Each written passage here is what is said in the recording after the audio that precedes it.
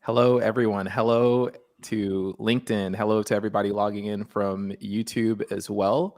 We're live on our weekly session where we have a conversation and allow you to also have a conversation with somebody who's doing great things in healthcare. We're actually really excited about this. We've been talking to Dr. Lee Milligan for a while.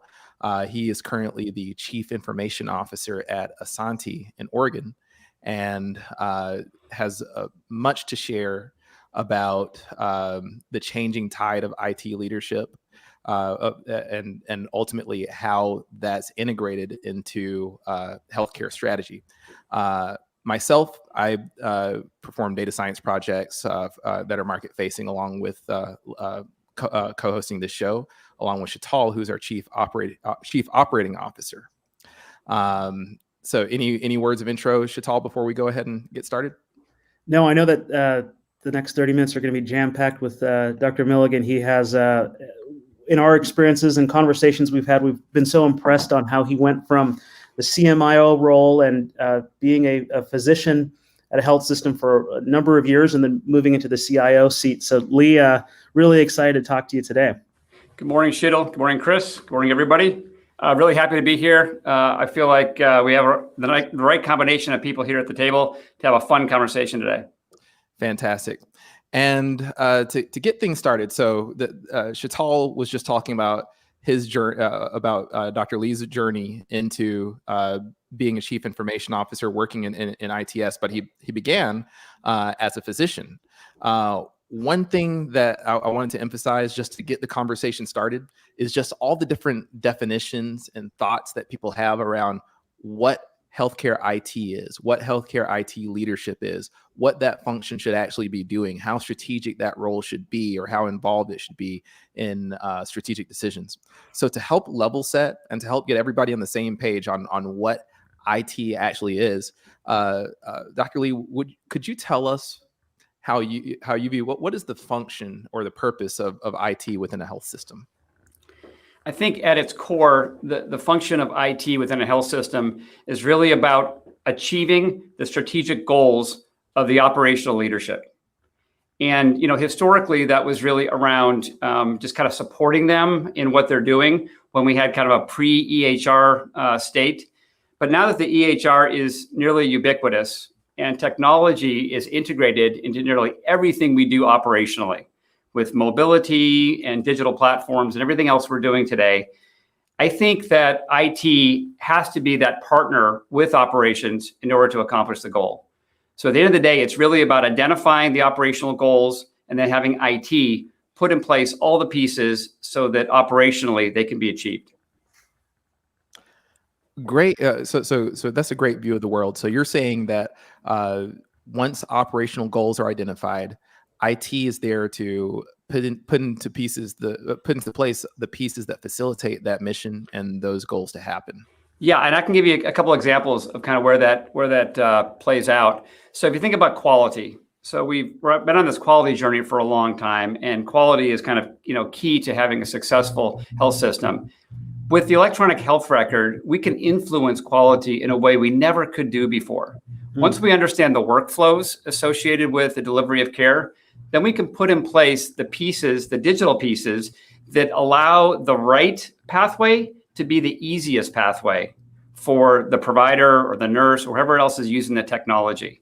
If you think about something as simple as a best practice advisory that kind of pops up and guides a provider to do A instead of B, or health reminders, or really any of that technology that comes into play when an individual is delivering care, they find that the technology itself can lead the individual to the right direction versus before when we really had well-trained people all practicing kind of independently without any ability to really understand whether they're choosing A or B until after the fact.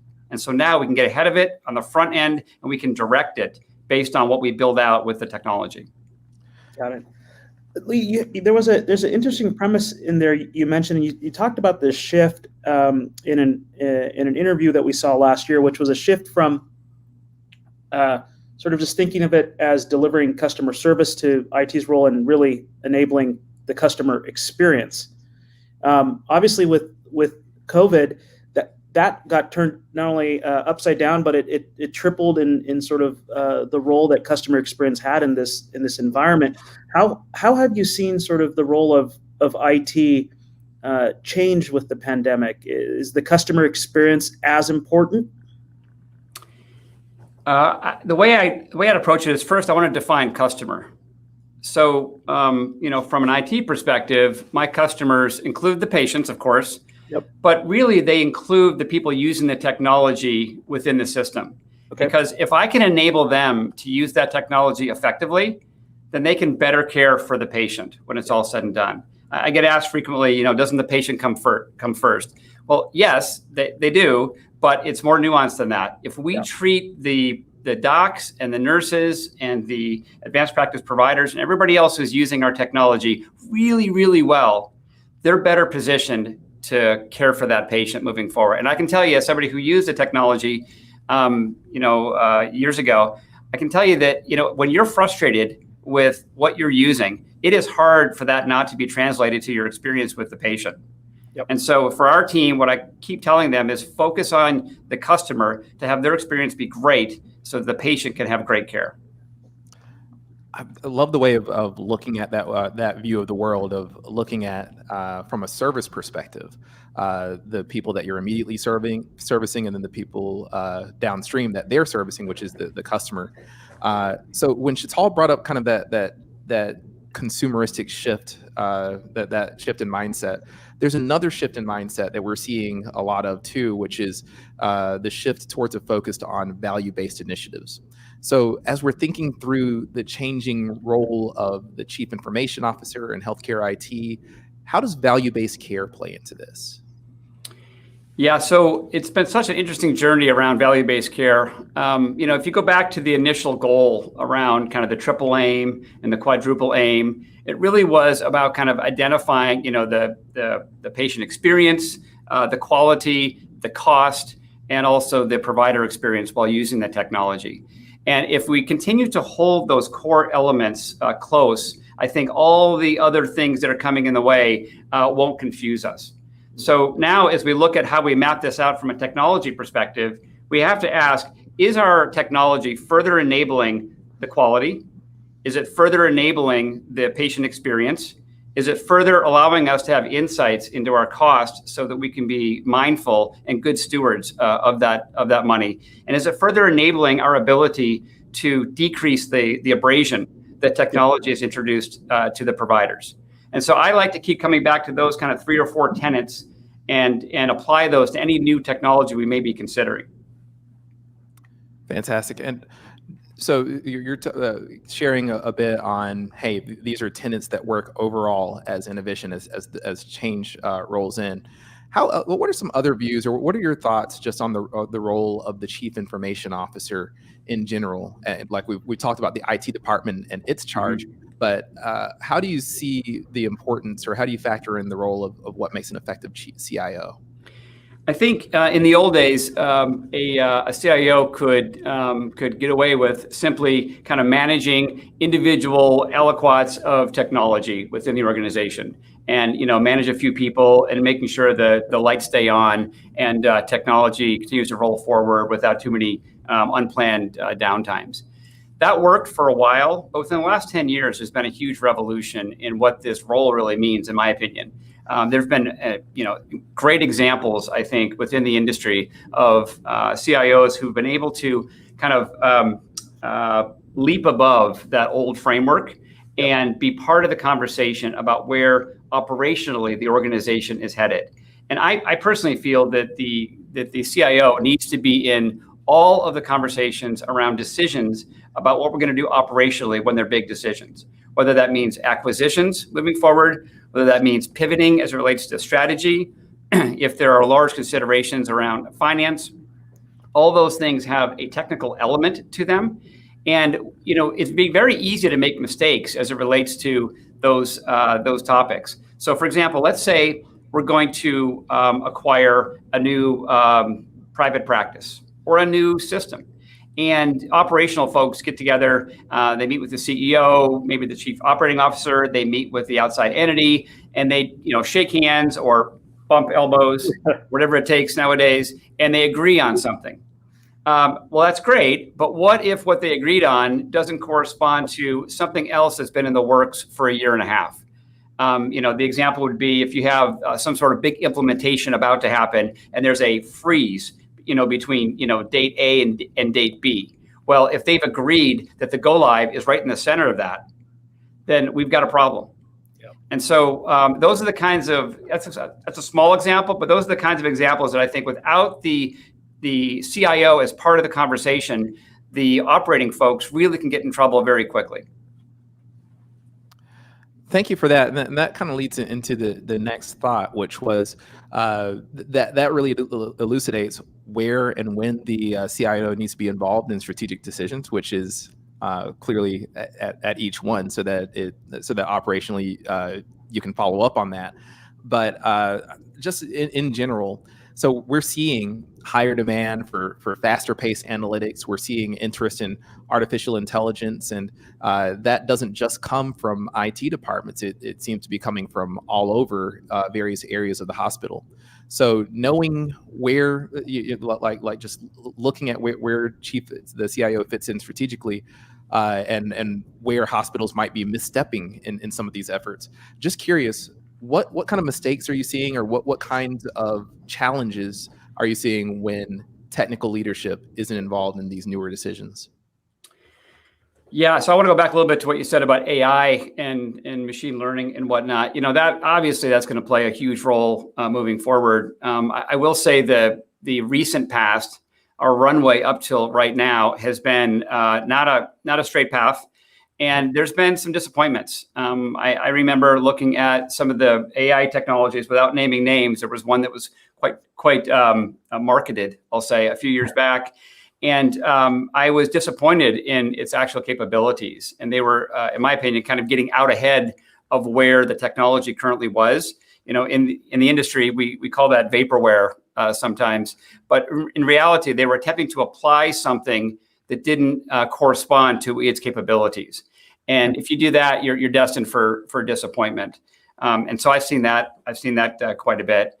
In terms of the CIO and kind of working through some of these challenges and the AI piece, I would say it's critically important that the CIO identify as one of the roles to be a translator.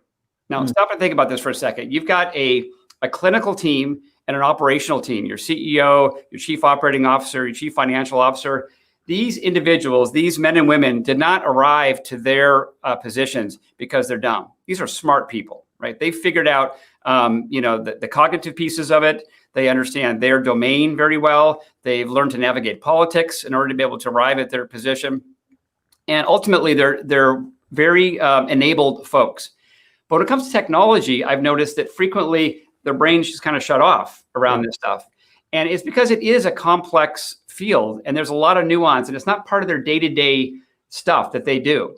And so I see part of the role of the CIO needs to be dedicated to taking all that complex stuff and distilling it down into a cohesive, digestible communication. Because ultimately, if they can understand the basic framework that we're talking about, they can be your ally in making a good decision about where to go. Because these are smart people. But if they don't have that basic framework in place, that the CIO hasn't, gone out of their way to really translate that information into something they can understand, then they really can't assist you in that process. So I spend a fair amount of my time thinking through how would I frame up all this stuff in a way where we can have a good conversation around this, and I can benefit from their expertise applied to technology. That's great, Dr. Milligan. I love the idea of the translation piece, because a lot of times you have to be able to cut through the hype, right? And like you mentioned, that there was a lot of hype with AI early on. How do you see AI in the next, say, 1 year? How do you see organizations like yours apply AI and how they engage with consumers and customers? And you mentioned a great point earlier. It's both the users of the technology and the ones that are on the receiving end, perhaps, so both providers and patients. Where do you see AI in the next year? So, in order for AI to function, you have to have a couple of things in place. First, you have to have data sets.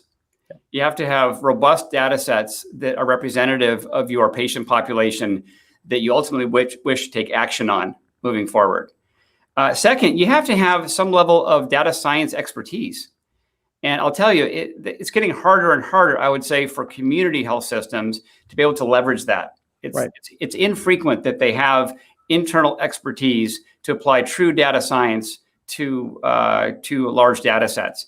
And so, community health systems are going to have to learn to partner with other systems, larger systems, academic systems, and other larger systems in order to be able to bring that level of expertise to their domain. Moving forward, there's tons of applications for AI. I think it depends a little bit on how you define AI. In prior conversations, I know that some folks were kind of referencing AI when they're really talking about simple algorithms when it's said and done. But AI is much more than that. AI is really about the ability of the computational system to be aware of its environment and then be able to take actions that further the goal, whatever that goal has been identified to be. And so it's really this whole idea of learning from what you're doing and learning from what you're doing, getting better and better and better at it. And so in my mind, some of the overt applications of this certainly are population health. Yeah, you're on the hook for a spend, a year-over-year spend, a PMPM, and so how do you identify opportunities within that large cohort of patients where you can really dive in and identify where to spend your time? I also think about a lot of like simple applications, everything from kind of identifying what are the most likely patients or circumstances to result in a no-show. It's a pretty obvious one, but there's a lot to be gained there, I think, from an organization if you can kind of identify simple aspects like that. And then, of course, there's more advanced applications for it as well that have to do with research that's super, super exciting. So when I think about, some of the research that's out there around some of the bloodborne cancers. So, you think about, lymphomas, et cetera, and the application of CAR T therapy and where we're going with that. Large data sets for the very first time are going to allow us to be able to make huge progress in terms of who would benefit and who wouldn't. I even think about simple scenarios that we haven't been able to crack so far. So let's think about medications and interactions with stuff that you might take with that medication. So a good example of that would be around grapefruit juice and taking a statin. So if you take grapefruit juice and you take certain statins, it turns out it actually increases how much is absorbed. And so it can actually increase your levels significantly. And as a result, you can have muscle aches and the worst case scenario, a really bad thing called rhabdomyolysis. So, that's a good. We've identified a one-to-one relationship between if I take this bad thing can happen. But what we've not been able to do as an industry to date is to really identify the real use cases. The real use cases are around, somebody on 7 or 8 or 10 medications. And now I want to add, medication number 11. Tell me what I can expect in terms of an impact on the patient associated with that. And these large data sets, for the very first time, applied with artificial intelligence, are going to allow us to understand the benefit or the risk of adding that 11th medication to the patient. And to date, I'll tell you, the industry, I don't know if they've had a reason to want to find that out because it could only work out negatively for them, right? If I'm a large drug manufacturer and I have this information that if I add, one more thing, then my medication, is going to cause some badness. There's probably not a lot of driving force behind identifying that information. So I think academic medical centers actually are well positioned to begin to deliver that information to us. Definitely like the thinking there too, because what you highlighted was, hey, here are some use cases that might have been moonshot at the time when at the time that they were talking about them. Maybe in a few years, but the data and the expertise isn't available yet. And then you went into applications that were very specific and targeted, given someone's medications or given someone's population health status or demographic status or medication status, what are the actions that we should take? That leads me to another question is like, you have a deep background when it comes to analytics and also bring in a medical expertise background as well. When it comes to others in IT leadership or even in decision-making leadership in general, there's an expertise that a leader has to be able to bring to the table and understand when making large decisions that are impacting large numbers of patients. What would you say, or like for people that need to get up to that data literacy, to get up to that level of expertise that they need? What are some steps that people can start taking? Yeah, so I think it's critically important that if you're going to shift your career in a new direction, that you do an honest self-assessment that allows you to understand where your strengths and weaknesses are. And what I found is that successfully doing that is pretty uncommon. And I think part of it has to do with at least from a medical perspective, if you're a physician and come at it from that angle. I've talked to a lot of my friends about my journey and about their different journeys who've done different things.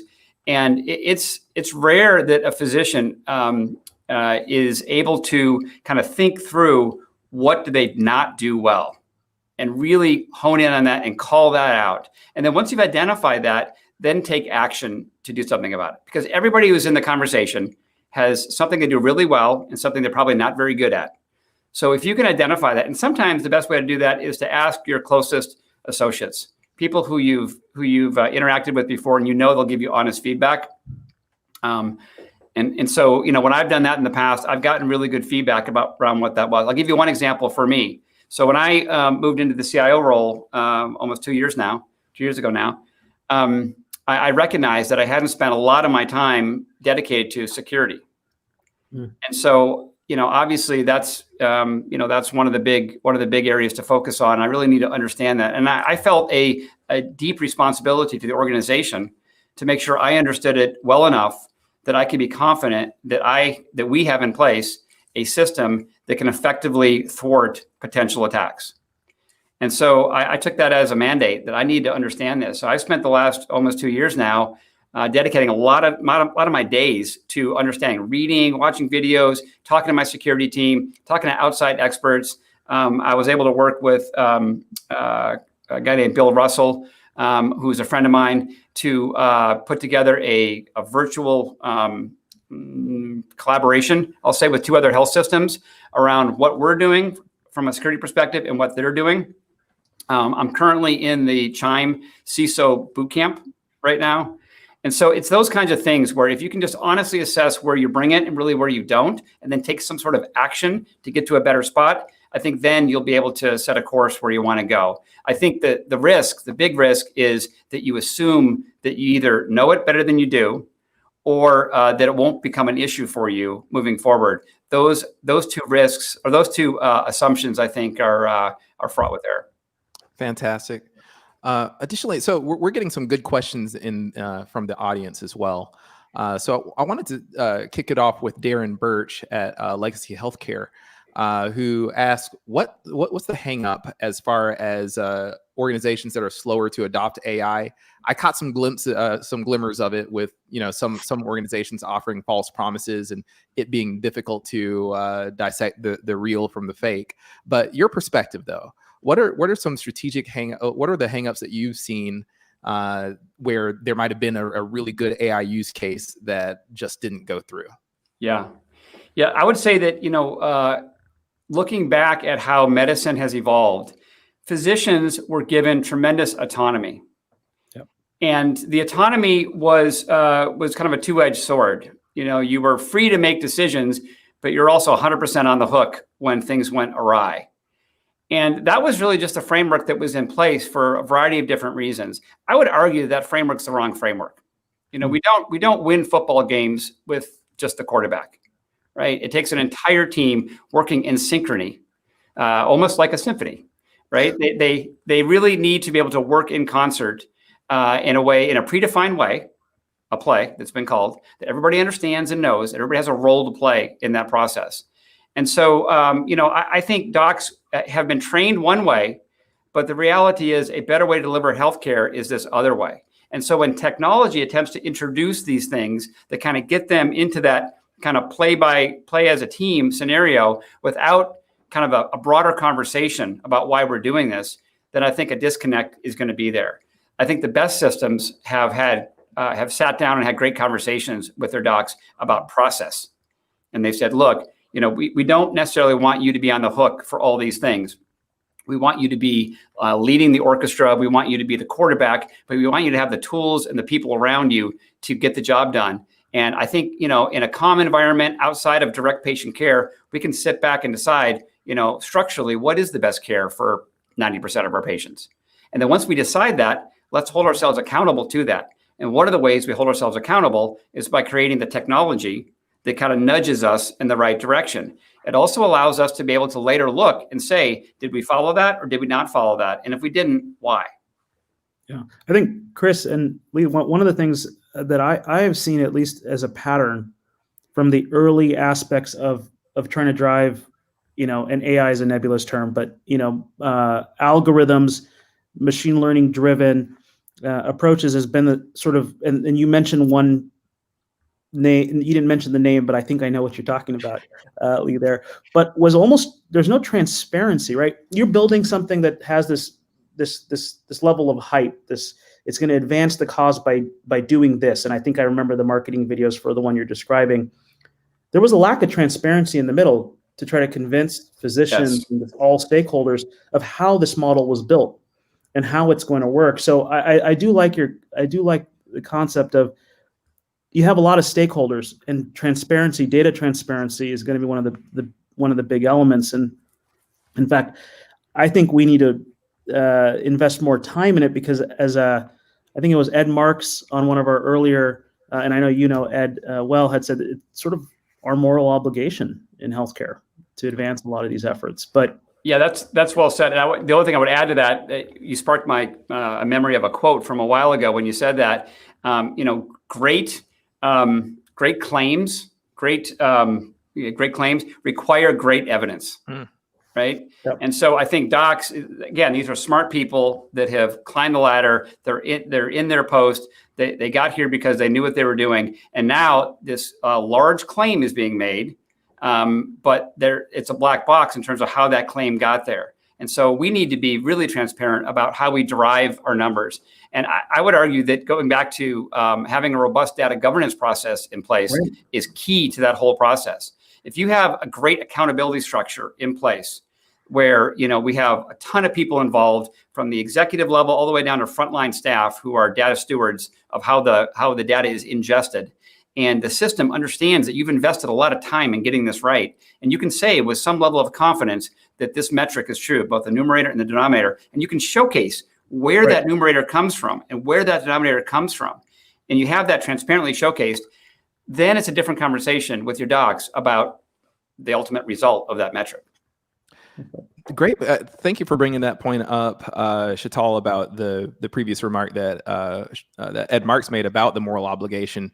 Because when it comes to AI, when it comes to using these large data sets to make decisions, especially in a population health perspective, there is a major risk of perpetuating inequity in the market, or perpetuating unfairness or bias that might have existed in a business process.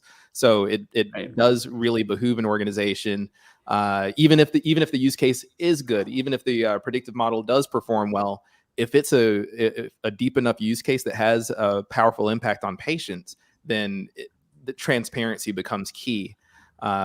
Sometimes even over the predictive performance of a particular model. We've got time for one more question, and this one came in from Joe Wilkins, who a good friend of our organization, and this kind of harkens back to our conversation on population health and value-based care. But from an IT perspective, what are the basic tools required for a CIN network when focusing on managing risk in P4P contracts? I think there's a couple of categories of tools. I think there's operational tools that need to be in place. So you have to have an operational framework and structure in place that allows you to, once you've identified who you need to focus on. You can deploy a team of folks that are well structured to be able to meet folks where they're at and improve outcomes based on mitigating some risk. You have to have the ability to have actuarial analysis to understand what that risk looks like on the very front end, right? If you get that wrong, that you may have contracted for something that puts you at a distinct disadvantage kind of out of the gate. So having actuarial expertise and actuarial tools to allow you to do that well, something like Milligan and others out there, that allows you to be able to get that information. And then you need to have a effective claims analytics tool or engine. You need to be able to know where your spend is happening. Without that ability to know where you're spending, you really can't take effective action as it relates to spend. And sometimes when you identify issues associated with spend, you actually kind of underneath the surface also identified bad medicine. So I'll give you an example.